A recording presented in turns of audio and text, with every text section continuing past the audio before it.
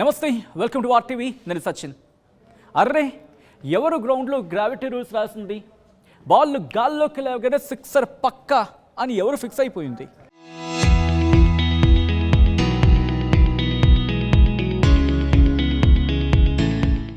గ్రౌండ్లో ఫీల్డర్లు అంటే రన్ ఆపడానికి మాత్రమే ఉంటారని ఏ రూల్ బుక్లో రాసిందబ్బా?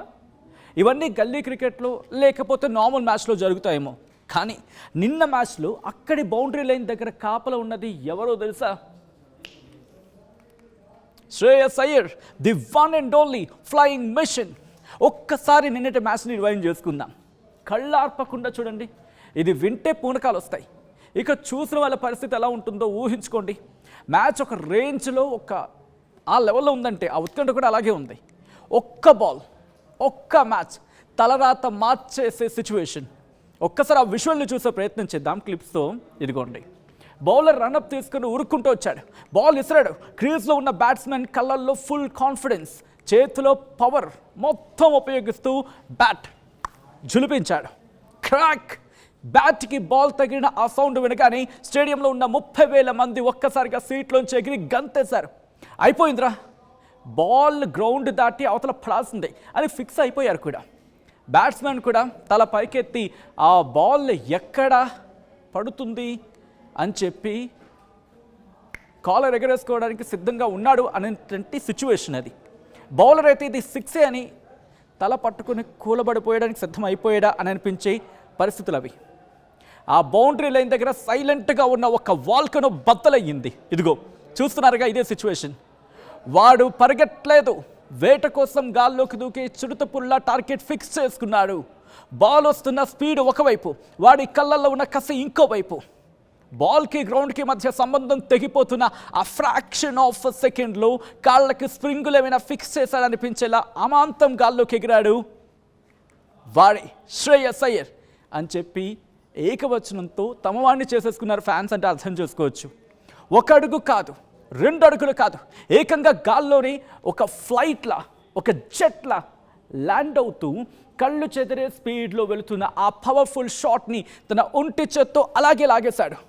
అరే, బాల్ కాదు వాడు పట్టుకుంది, ఆ బ్యాట్స్మెన్ ప్రాణాన్ని గాల్లోనే పిండేసినట్టు పట్టుకున్నాడు అంటున్నారు ఫ్యాన్స్.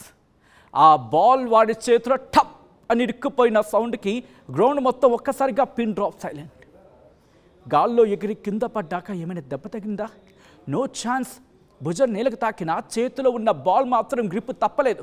ఆ వెంటనే అంటే గాల్లో ఉన్న సందర్భంలోని ఆ ఫ్రాక్షన్ ఆఫ్ సెకండ్లో మీరు చూస్తే కనుక చూడండి, ఇది ఆ నెట్ దగ్గర ఆ తర్వాత గాల్లో ఎగిరి పట్టాడు. With in fraction of second వెంటనే ఎడం చేతిని గ్రౌండ్ వైపు తిప్పుతూ కుడి చేత్తో బాల్ విసిరేశాడు. దట్టు మూమెంట్ మీరు చూస్తే కనుక అక్కడ ఫీల్డర్ని వెంటనే అక్కడ ఫీల్డర్ పొజిషన్ చూసి అక్కడికి విసరడం, ఇదంతా సెకండ్ మాత్రమే జరిగిపోయింది. ఆ వెంటనే నేల మీద నుంచి స్ప్రింగ్లా పైకి లేచాడు. ఆ అరుపులు లేవు, అది వేరే ఆ అరుపులంతా కూడా. కానీ మనోడి దగ్గర మాత్రం అరుపులు లేవు, ఏ పిచ్చి సెలబ్రేషన్స్ లేవు. జస్ట్ ఆ బాల్ని గాల్లోకి ఎగరేస్తూ వాడిచ్చిన ఒక మాస్ లుక్ ఉంది చూడు.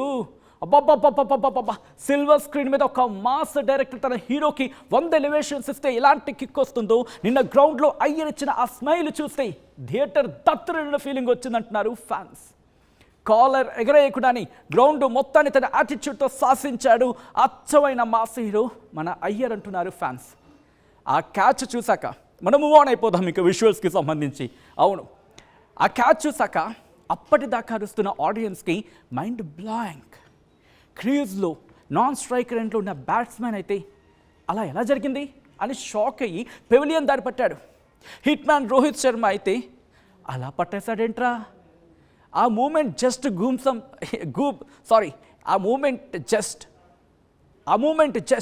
గూస్ బంప్స్ అంతే. అందుకే చెప్తున్నా, ఇదొక క్యాచ్ కాదు, ఇదొక ఊర మాస్ జాతర అంతే.